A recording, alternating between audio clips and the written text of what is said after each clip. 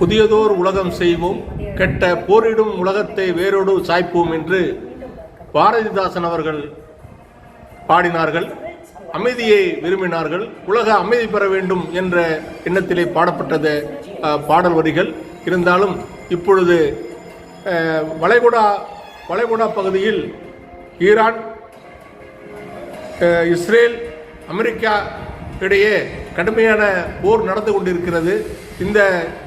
இந்த நேரத்தில் வடகொரியா தன்னுடைய ஏவுகணைகளை மிரள வைக்கின்ற ஏவுகணைகளை 3 மணி நேரம் கிட்டத்தட்ட தொடர்ந்து 3 மணி நேரம் போர்க்கப்பலிலிருந்து ஒரு தீவை நோக்கி இலக்காக வைத்து சோதனை நடத்தியுள்ளது.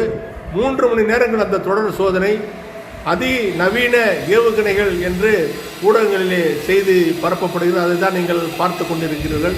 நாம் அமைதியாக வாழ்ந்தால்தான் முன்னேற முடியும் என்ற எல்லையை மறந்து இனி ஆயுதங்கள் இல்லாமல் வாழ முடியாது.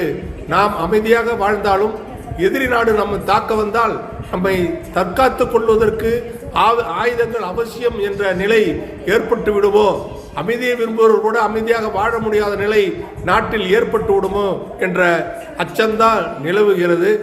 எளியோரை வலியோன் தாக்கி அழிக்கும் இந்த நடைமுறை. அப்போ சொல்லுவாங்க, வலிமையாக இருக்கிறவன் பலசாலியாக இருக்கிறவன் வசதி குறைஞ்சவனை அடித்து நாடை பிடிச்சா அந்த காலத்தில் கற்காலத்தில் அந்த உட்பாடு அரசர்கள் தோன்றிய காலத்தில் வலிமையானவன் எளிமையானவனை அடித்து சாப்பிட்டா.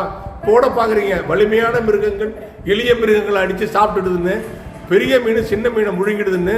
அதே மாதிரி தான் இப்போ நடக்கிற நாட்டு உலக நடப்பை பார்த்தீங்கன்னா, வலிமையான நாடுகள் எளிமையாக இருக்கக்கூடிய நாடுகளை, தங்களுடைய சரிவாதிகாரத்திற்கு அடிப்பணியாத நாடுகளை அடக்கி ஒடுக்கி வைப்பதற்காக பல அதிநவீன கண்டுபிடிப்புகளை பயன்படுத்தி அவர்களை அழிக்க முனைகிறார்கள். சர்வாதி ஜனநாயக நாடுகள் ஜனநாயக நாடாக வாழ முடியாத நிலையை இந்த உலக நாடுகள் ஏற்படுத்துகின்றன, வல்லரசு நாடுகள் ஏற்படுத்துகின்றன என்பது மட்டும் மறுக்க முடியாத உண்மை. நன்றி, வணக்கம்.